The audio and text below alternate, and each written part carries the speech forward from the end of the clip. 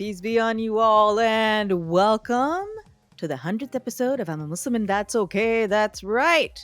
Shala has officially made it to 100 episode, and I think, I can't you can't wrap your head around it, really, that I've been doing this for 4 years and I've done the same call out line for 100 episodes. Man, that's quite an achievement if I do say so myself. But man, I couldn't have done without you all. I mean, you've been my loyal listeners for so long, and welcome to all the new people who've just tuned into me, which is why I decided that this is going to be my 100th episode, last episode of the season. Don't worry, I'm coming back in August, and I've got, great interviews lined up for that as well. I'm coming back, but I always take a break in the summer because kids are at home, and yeah, really, I mean, schedules are all messed up. So we're gonna start up in August when their schools start. So I'm gonna be taking a break. New season starts then, but wow, 100 episodes, and I decided this one, the 100th episode, would be a recap episode for all the people who are new to this journey of mine. It just didn't start one day. If I had to go way back, way back in 2020, February, actually January of 2020. And it was that time when the pandemic had not officially entered into US shores. Um there was news about it everywhere, but we were naive and innocent. We didn't think that the world would change so much. And I had literally no, I guess, inkling of being into podcasting. I had never even heard of a podcast. Like I'd heard of a podcast, but never officially heard any podcast itself. I knew that existed, and one of my friends was like, I want to start a podcast. She was a trainer, a personal trainer for people who are disabled, and because she's disabled herself, and she was like, I want to start it, but I'm not sure. I feel weird about my voice. But I was like, listen, what you do is important for people, and how about this? You start your podcast and I'll start a podcast. It just came out, and I still don't know what I'm doing, but at that time I really didn't know what I was doing. But I made her the promise, and I was like, dang, I've given her this promise, but I like what what does a podcaster do? How do you start this? And mind you, at this time my kids were also much younger. So they're in the thing where they're like all grabby, and they want to be everywhere mom is, and no personal space, so on and so forth. So but I was like, hey, I've given the promise, let's see, what do you need? And so I signed up for a podcast platform, and I was like, okay, you're gonna need equipment for recording. But I started out simple, started out with a lavalier mic, and it used to plug straight into my phone, and I just started recording. And obviously, like, I had no planning for this. I was like, so what is it that I know the most about? And I was like, I think the most I know about is being like a Muslim who grew up in another country but is now living in the US, and how that experience is. So, like, let's start with that. So that's what I did. I just started relating how my everyday life was and is ever since I moved to the US, and, sort of my background, my history. You can listen to all of those in my first few episodes, which, I mean, if you go all the way back, I haven't gone all the way back because there's such a stark difference in audio recording and everything, presentation, all of that. But you got to keep it in mind that I just started this on a whim. I didn't know what I was doing, but yeah, I did it. And but yeah, that those were my first few episodes, just narrating the story of me. And it was not just, some ego project. I think it was just a way to give my audience a taste of what it's like to be someone from an immigrant background who's Muslim in the US. Most people don't get that first-hand account from immigrants. Not because they don't want that. It's just that it never really comes up. It's never a conversation point like, oh, where do you like how did you start out and what's your life story about, so on and so forth. I don't think a lot of people ask those questions. So I was like, nobody asked me the question, but I'm going to give the answer anyway. but yeah, so it started with that, and I was like, okay, I mean, my story is short. What else do we add to this? And I remember at that time it was audio only, and I was like, so what goes well in an audio only? So I decided I was going to ask my friends to send me questions about what's their curiosity, what is something that they would like to ask somebody who was Muslim, something about our everyday lives. So I also did my Ask a Muslim segment. That's always been very popular. I haven't done that in a little bit because shortages of questions, and but I would love to bring it back if y'all have any questions for this Muslim, or any about just something you would have always wanted to ask a Muslim. Send over your questions. Y'all know my uh you can DM me those questions, or you can email them to me. I'll put my email in the show notes. So yeah, my Ask a Muslim segment was popular at that time, and I wasn't sure where I was going to go with the podcast, but surprisingly enough, I had quite a few people, not just within the US, but internationally, respond to those first couple of episodes. And you also have to keep in mind that by that time, like when I had started recording, editing, putting it up, woo, the pandemic was in full swing, and podcasts had, they had a certain insurgence of in popularity. And uh, and I think that worked to my advantage because, yeah, people were listening in, and it was a positive response at that time. And I was so surprised. I was not expecting it. So I was like, okay, got to keep the people entertained. And I was like, let's do interviews. And I started interviewing my friends, and I had started the segment, Some of the Most Interesting Women I Know. And they were the women in my life. Some of the women who were my integral support, or the women who were some of the smartest women I knew. I did a couple of episodes of those interviews. I was like, okay, we've got that. Now how do we keep the momentum going? What else, like what other kind of interviews should I do? And I sort of interspersed solo episodes with those interviews. And then I was like, okay, let's start interviewing Muslims. So to sort of give it a perspective about how we're not just, you know, I mean, I think when you think about it logically, it makes sense. You're like, no group of people is just one kind of person. That's the thing. Not all Muslims are all the same. We have very similar practices, but we do so many different things in life.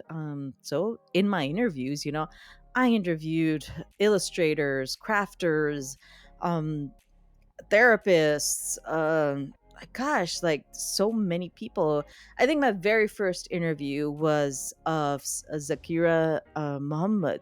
She was a retinoblastoma survivor, and she was also a photographer. For those who may not be familiar, retinoblastoma is a cancer of the eye.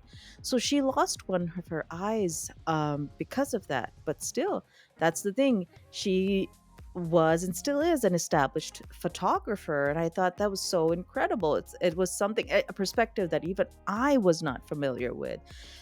And yeah, I was like, this is so great. Not just like it informs other people, I get to learn so many new things. So I started my the whole Muslim segment, and it's still going on until now, still going strong. But I started interviewing Muslims, and from that came my, I think, my to date my most popular episode with Imam Tom Fakini, who was a convert and is now what is called an imam, a Muslim imam, much like a Christian chaplain. He is the leader of a Muslim community, he leads prayers, and now he's really established in Muslim circles, very popular. And because of that, I have a lot of people who tune into that episode to find out more about him. Also, the episode I got the most flack for. Oh, wow. But that's the thing. I think what people don't realize, there's so much that really brings us together, the good and the bad. When it comes to conservatives, it don't matter what religion background you're from. They all have the same kind of crazy, okay? I got a lot of flack in the comment section for that video, and I mean, yeah, I guess everybody's entitled to their opinion, but I control the comment section. So, what I say in those comment sections is what stays. But yeah, so I started doing that. And the thing is, when you interview different people, you start to a lot of things start to come up. I think two of the most integral episodes I did was one on domestic violence by with she's a wonderful woman, Sister Khalida Bilal. She's actually a returning guest. I just recently interviewed her because of the social work she does. But the very first episode we did on domestic violence, she was originally in the whole Muslim segment, but domestic violence is one of those things that is unfortunately such a universal experience. And it got me thinking, like, there are things that we experience universally. It's not just domestic violence, but many things that are problems that a lot of us don't really talk about. And I was like, that has to stop. If there's one other thing I could do with my podcast, it not just to bring more awareness about, how diverse Muslims are, but that there are problems that we need to solve collectively. And I was like, that's what I'm going to do. I'm going to, bring these problems to light, and hopefully we can the greater awareness about them will help create momentum to make sure that future generations don't have to deal with it. So that was the first episode that really, I mean, it really left an impact on me. And I was like, I've got to do more like these. And the second one was with Sharia Shotes. I love this woman to bits because what she does is so hard. She is a childhood sexual assault survivor, and she's written a book about, how to teach children to have control over their own body, to teach them that nobody else has permission to access it, and to how to keep them safe. Also, teach parents and caregivers how to keep their children safe from somebody potentially, exploiting children.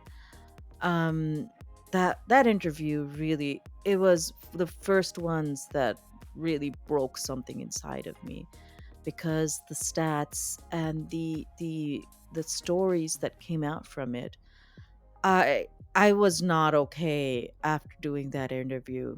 I'm going to be honest. It was very hard. And but the thing is, I have no regrets about doing it, because it was something that we don't discuss a whole lot, and we have to. If we really love our kids, we have to be able to empower them that it doesn't matter, like, even if it, like, first of all, how to keep them from being a victim of sexual assault, and B, if God forbid it does happen, like, we have to have that relationship with our children, that they can come to us, that they'll be safe with us. I mean, I am not for any of this, oh, how could you let this happen, like, I'm not, like, no, I mean, in all of this, it's always the person perpetuating this kind of cruelty that is always at fault, never the victim. So yeah, that had to be spoken about. And I was like, that's how I sort of came up with Gift of the Gab, because and that was my segment that was not exclusive to Muslim interviewees. I have a lot of Muslim interviewees in that, but it was not exclusive to it. It was bringing up social issues that needed to be talked about, that had to come to light, things that we don't like talking about, but it's important. Is none of this can be swept under the rug anymore. It's all about educating and empowering and really broadening our perspectives about this. So, yeah. So that's how my the whole Muslim and Gift of the Gap came into being, and here I am now. Those two segments are still going on. My solo episodes still keep going on, and of those, I think the ones that I enjoyed the most, the ones I think that's the thing. The ones that impact the most are the ones that are the hardest. Sharia's was definitely one of them. That was one of the hardest.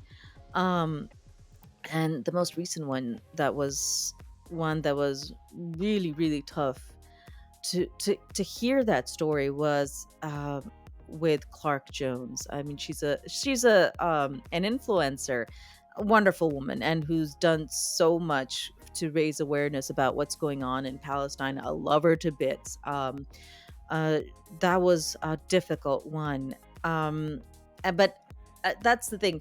The ones I enjoyed in another way, and this brings out the nerd in me, because I love, like, going deep diving into social issues and really nerding out about it. It was twice that I could do that. Once that was with my friend Natalie Cooley, who is a professor of Buddhism.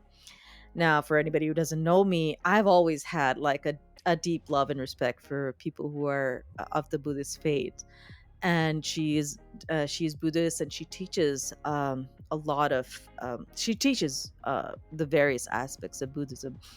And I totally nerded out on that episode. Really going deep diving into the colonial aspects of how Buddhism was colonized, and how so many things uh, within popular culture in the U.S. Things like, we hear the terms karma, nirvana, all of these things. They're all from Buddhism, but how we understand it is totally wrong.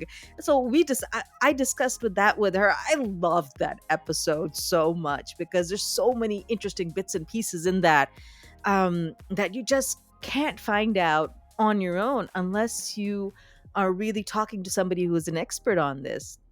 The second one, which I really loved, was the episode I did about the impact of colonization on BIPOC communities with Professor Rudolph Ware. That was great. Again, it's one of those social aspects that you can't quite understand if by yourself. You have to really discuss it with an expert. So those were the two episodes I really enjoyed and really nerded out over with my guests. But yeah, that's how the journey has been so far. The past couple of months have been, I know most of you must have noticed, more somber because of what's going on in Palestine, but also there is, at least I feel it, a collective sense of dread of where our future is headed, with so many collective genocides that are happening. And plus, the impact, the socioeconomic impact on a local level in so many countries, including the US, where people are really struggling with everyday things, and the rich are just getting richer and they're exploiting more. The environment is unfortunately in tatters. And this not all of this, not to say that things are, yeah, we should just give up hope, not do anything. That's why I'm here. Like, we have to push on in order to make everything better and at least stop the damage that has been done. We have to be doing something. Doing nothing is not an option. If you have kids, you love your kids, or even if you don't have kids, if you are part of the collective consciousness that's really come up within these past few months, then we are working towards a greater good. We have to. Like, that is the right thing to do. So that's what I continue on to do, that to sort of create awareness about the things that I can and do what I can the best way I know how. like, if my voice can really bring more understanding, even if it is to one person, um I do believe personally, and I'm not saying like I'm some, I don't know, god gifted something something or something, I don't know, I'm just like, I'm just doing the best I can, and that's why I do this. Like, I've gone from audio to video, and I just want to be able to help spread awareness. And I'm hoping that at least I've created some impact in these past 100 episodes, not for any personal reasons, but for collective reasons. That is what I work towards. I mean, because I'm gonna be honest, okay, this is not my source of fame and fortune. It is definitely a passion project, labor of love, which is why I do it. And I think I don't mind it that way. I don't see myself being really famous or influencer level, whatever you might call it. But I've learned so much throughout this process, throughout this journey. I've learned so much from all y'all who have given me feedback, and really encouraged me to keep going. It is something that has, not just like me to other people. I myself have grown so much throughout this, and I'm so grateful that y'all gave me the opportunity to do this. So, again, here I am, 100 episodes later.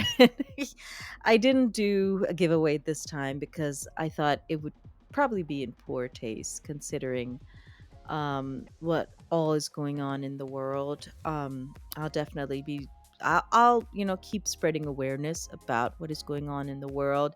Please do. And that's the other thing. If y'all are just you know uh, listening to my voice on podcasting platforms, but I do hope you follow me on Instagram and on YouTube, because it has all my GoFundMe links and all of those things that you could also contribute to really help the people who are in need. And not just that, just as bonus, I if you really haven't been on either of those channels, I have started 100 Good Things video series, which unfortunately I can't really turn into a podcast because they're really really short videos. So there's going to be that. I'm going to keep continuing to do that over the summer because, again, short videos. And I also have like video bonuses, me singing in protests. I don't know if I'll do more than the two that I've already done. But, if the inspiration strikes, I might. Um, but those things are only on my YouTube channel and on my Instagram, and the handle on both those places are the same. It's at I'm a Muslim Podcast. You can see it on screen, and plus you'll see it in the show notes.